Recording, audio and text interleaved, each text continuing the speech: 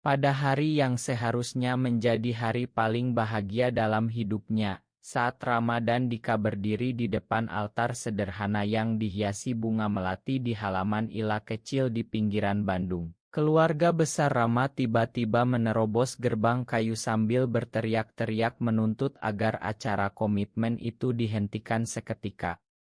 Kami tunggu Joko dulu. Dia baru bebas hari ini, dan dia yang seharusnya berdiri di sini, bukan orang ini, teriak ayah Rama dengan suara menggelegar, sementara ibu dan saudara-saudaranya membentuk barisan menghalangi jalan menuju altar. Rama merasakan tangan Dika yang hangat di genggamannya tiba-tiba mengeras, dan dalam detik itu, dengan suara yang tenang tapi tegas, Rama mengucapkan kata-kata yang membuat seluruh keluarganya terpaku di tempat, "Aku tidak akan menunggu siapapun. Aku memilih Dika sekarang juga, dan jika kalian tidak bisa menerima, aku siap meninggalkan kalian semua." Udara Bandung yang sejuk pagi itu terasa membeku. Tamu-tamu yang hanya segelintir sahabat dekat mereka langsung diam, sementara Dika menoleh dengan mata penuh keheranan dan kekhawatiran. Rama sendiri merasakan jantungnya berdegup kencang, tapi untuk pertama kalinya dalam hidupnya, dia merasa benar-benar bebas. Keluarga Rama yang datang dari Surabaya dengan bus malam, masih mengenakan pakaian perjalanan yang kusut.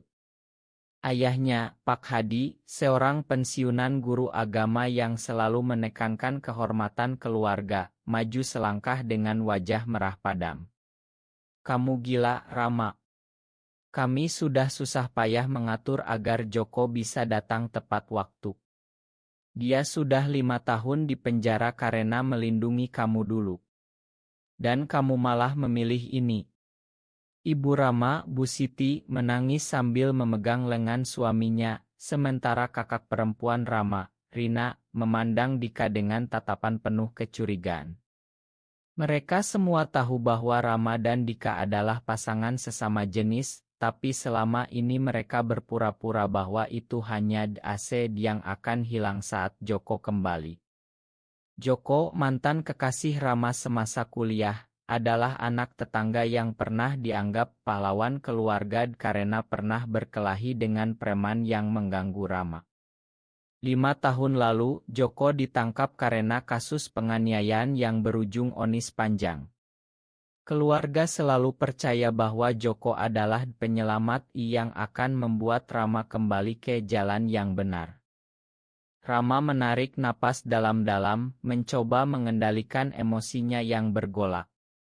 Dia ingat betapa sulitnya tahun-tahun terakhir ini bekerja sebagai arsitek di Jakarta, menyembunyikan identitasnya dari rekan kerja yang konservatif, dan berpura-pura bahagia saat pulang ke Surabaya setiap lebaran. Dika, guru yang lembut dan sabar, selalu menjadi tempatnya pulang. Mereka bertemu 3 tahun lalu di sebuah kai kecil di Jakarta, saat Rama sedang down karena kabar Joko yang masih di penjara. Dika tidak pernah memaksa, selalu mendengarkan dan perlahan mengajarkan Rama bahwa mencintai sesama jenis bukanlah dosa yang harus disembunyikan selamanya. Tapi sekarang, di depan keluarganya, Rama merasa semua tembok yang dibangunnya selama ini mulai retak. "Ayah, ibu, aku sudah dewasa. Aku tahu apa yang aku inginkan," kata Rama lagi, suaranya agak bergetar tapi tegas. Dika meremas tangannya lebih erat, memberi kekuatan diam-diam. Para tamu mulai berbisik-bisik. Salah satu sahabat Rama, seorang desainer bernama Andi, maju dan mencoba menenangkan situasi. "Pak Bu, ini hari bahagia mereka. Mari kita bicara baik-baik." Tapi Pak Hadi hanya menggelengkan kepala. "Kalian semua tidak mengerti. Joko sudah di jalan menuju sini. Kami sudah bayar taksi dari penjara. Dia layak mendapatkan kesempatan kedua." Rama merasa ada sesuatu yang menusuk hatinya. Joko, nama itu masih membawa kenangan manis dan pahit sekaligus. Dulu mereka saling mencintai dengan liar, penuh rahasia di kos-kosan kampus. Tapi penjara telah mengubah segalanya. Atau mungkin justru Rama yang berubah. Malam itu, setelah keluarga akhirnya setuju menunggu di ruang tamu Ila dengan wajah masam, Rama dan Dika duduk berdua di teras belakang menghadap perbukitan Bandung yang hijau. Bulan purnama menerangi wajah Dika yang tampan, dengan garis rahang tegas khas pria Jawa yang selalu membuat Rama jatuh cinta sejak pertama bertemu. "Kamu yakin dengan keputusanmu tadi?" tanya Dika pelan, suaranya penuh kekhawatiran. Rama mengangguk, tapi di dalam hatinya, badai masih berputar. Dia menceritakan kembali bagaimana semuanya dimulai 5 tahun lalu di Surabaya. Saat itu Rama baru lulus MA dan kuliah arsitektur di Jakarta. Joko, anak tetangga yang lebih tua 3 tahun, bekerja sebagai mekanik di bengkel ayahnya. Mereka sering bertemu di masjid kampung, tapi cinta sejati baru muncul saat Joko menolong Rama dari preman yang mengganggunya karena cara berjalan yang aneh. Malam itu, di bawah pohon mangga belakang rumah, Joko menciumnya untuk pertama kali. "Aku tidak peduli apa kata orang, Rama. Aku suka kamu apa adanya," kata Joko saat itu. Hubungan mereka rahasia, penuh janji dan mimpi. Rama merasa aman, merasa diterima. Mereka merencanakan masa depan bersama, bahkan Joko berjanji akan ikut Rama ke Jakarta setelah menabung. Tapi semuanya hancur saat insiden di depan kampus. Sebuah kelompok pemuda anti menyerang Rama saat dia pulang malam. Joko datang menyelamatkan, berkelahi habis-habisan, dan akhirnya ditangkap polisi karena salah satu penyerang terluka parah. Vonis 5 tahun penjara karena dianggap penganiayaan berat. Keluarga Rama menangis bahagia karena Joko melindungi anak mereka, tapi tidak pernah tahu bahwa alasan sebenarnya adalah cinta. Selama Joko di penjara, Rama sering menulis surat, mengirim uang, dan mengunjungi setiap bulan. Tapi perlahan surat-surat Joko mulai berubah. Dia bicara tentang penebusan dosa, tentang kembali ke jalan lurus. Rama merasa semakin jauh.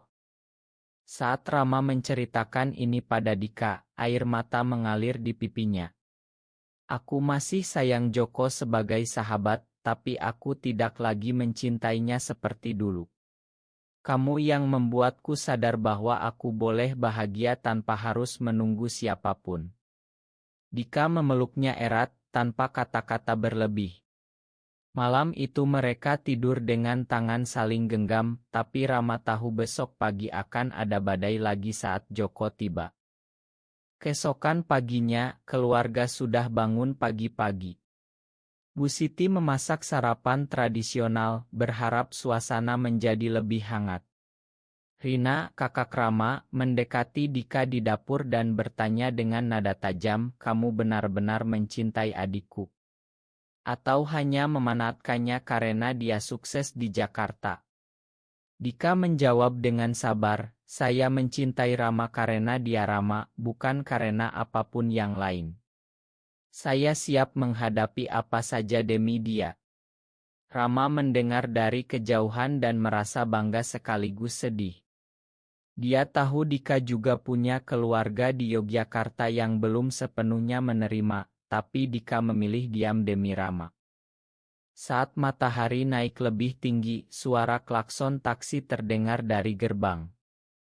Joko turun dari mobil dengan tubuh lebih kurus, rambut pendek khas bekas narapidana, tapi senyumnya masih sama seperti dulu. Keluarga langsung menyambutnya seperti pahlawan pulang perang. Pak Hadi memeluknya erat, "Anakku, akhirnya kamu kembali. Sekarang semuanya akan baik-baik saja." Joko memandang Rama dari kejauhan, mata mereka bertemu, dan Rama merasakan campuran nostalgia dan ketakutan. Dika berdiri di samping Rama, tangannya sedikit gemetar. Joko mendekat, memeluk Rama singkat tapi hangat. Lama tidak jumpa, Ram. Kamu kelihatan bahagia. Suaranya lembut, tapi ada nada yang Rama kenal betul, nada yang dulu selalu membuatnya lemah. Keluarga langsung mendorong mereka berdua ke ruang tamu, meninggalkan Dika sendirian di teras. Bicara dulu berdua, biar jelas, kata Bu Siti dengan nada penuh harap. Rama merasa seperti ditusuk. Dia mengikuti Joko ke dalam, tapi hatinya sudah memutuskan. Di ruang tamu, Joko duduk di depannya. Aku dengar dari surat terakhir kamu bahwa kamu punya orang baru. Aku senang untukmu, Ram. Tapi keluarga mereka masih berharap aku bisa menyelamatkan kamu. Rama tersenyum pahit. Joko, aku tidak butuh diselamatkan. Aku sudah menemukan diriku sendiri. Joko mengangguk pelan, tapi matanya menunjukkan luka. Aku di penjara banyak berpikir. Aku masih sayang kamu, tapi aku juga belajar menerima bahwa hidup kita mungkin berbeda sekarang.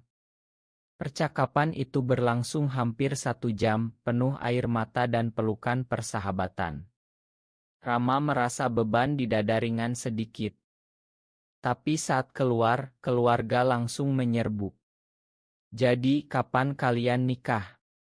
Joko sudah siap, tanya Pak Hadi dengan nada penuh keyakinan. Rama berdiri tegak di tengah ruangan.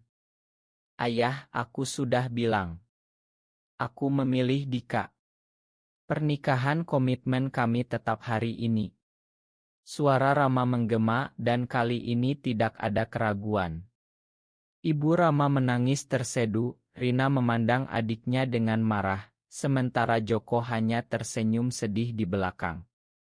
Dika yang mendengar dari luar langsung masuk dan memeluk Rama di depan semua orang. Terima kasih, bisik Dika. Sore itu, suasana Ila menjadi tegang. Keluarga Rama berkumpul di ruang makan, membahas masalah ini seperti rapat keluarga besar. Pak Hadi mengutip ayat-ayat agama, Bu Siti menangis sambil mengingatkan Rama tentang kehormatan keluarga di kampung. Rina bahkan mengancam akan memberitahu seluruh kerabat di Surabaya. Joko duduk diam di sudut, tidak ikut campur, tapi kehadirannya saja sudah membuat Rama gelisah. Dika tetap tenang, membantu pelayan membersihkan altar yang tadi dibongkar paksa. Rama merasa dunia berputar terlalu cepat. Dia ingat tahun pertama setelah Joko masuk penjara, betapa kesepiannya di Jakarta. Dia hampir menyerah, hampir kembali ke Surabaya dan menikah dengan wanita seperti yang diharapkan keluarga. Tapi kemudian dia bertemu Dika di seminar pendidikan.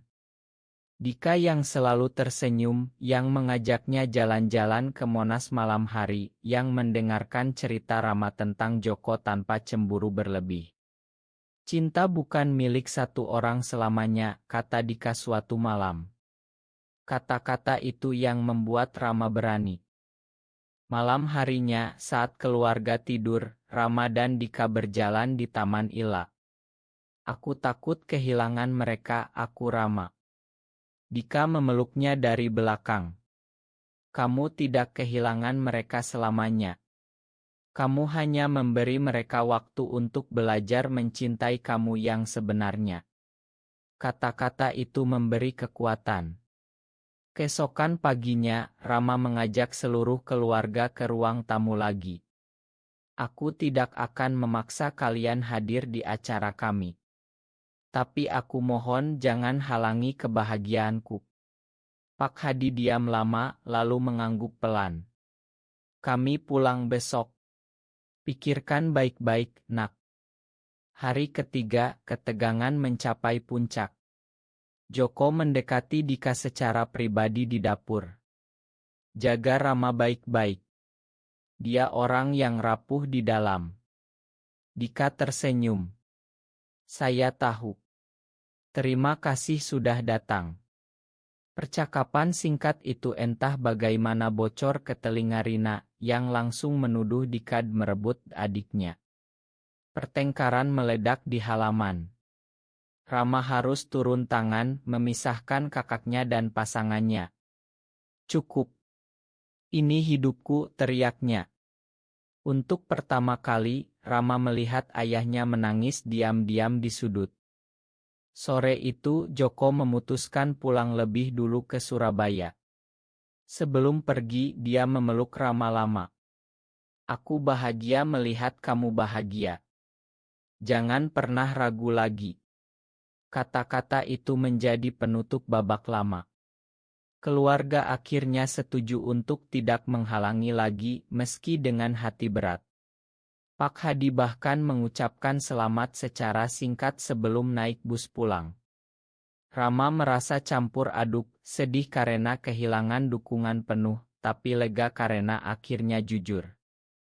Malam itu, Rama dan Dika mengadakan acara komitmen kecil hanya dengan sahabat-sahabat dekat. Di bawah langit Bandung yang berbintang, mereka bertukar cincin sederhana dan janji setia. Rama merasa seperti lahir kembali. Tapi dia tahu perjalanan belum selesai. Besok dia harus kembali ke Jakarta, menghadapi rekan kerja yang mungkin mendengar rumor, dan membangun hidup baru bersama Dika. 6 bulan kemudian, Rama dan Dika sudah tinggal bersama di apartemen kecil di Jakarta Selatan. Rama membuka studio arsitektur sendiri setelah resign dari kantor lama karena tekanan teman kerja yang tidak bisa menerima. Dika masih mengajar, tapi kini lebih sering tersenyum. Keluarga Rama di Surabaya mulai mengirim kabar lewat WhatsApp. Bu Siti mengirim oto masakan, Pak Hadi bertanya kabar pekerjaan. Rina masih dingin tapi setidaknya tidak lagi memblokir nomor Rama. Joko bahkan menikah dengan seorang wanita di Surabaya dan mengundang mereka ke resepsi. Rama sering duduk di balkon apartemen, memandang lampu kota, dan merenung. Perjalanan ini mengajarkannya bahwa cinta sesama jenis bukanlah akhir dari segalanya, melainkan awal dari pertumbuhan yang sesungguhnya. Dia belajar mengorbankan sebagian keluarga demi ketuhanan dirinya, dan itu bukanlah pengkhianatan, melainkan keberanian. Dika selalu di sisinya, memberi kekuatan tanpa kata. Suatu malam, saat mereka duduk berdua menikmati kopi, Rama bertanya pada Dika, "Kamu menyesal ikut aku melewati semua ini?" Dika tersenyum dan mencium keningnya. "Tidak pernah. Kamu adalah rumahku." Benarkah bahwa memilih cinta sesama jenis selalu berarti harus kehilangan kasih sayang keluarga selamanya, atau justru itu cara kita menemukan keluarga yang sesungguhnya?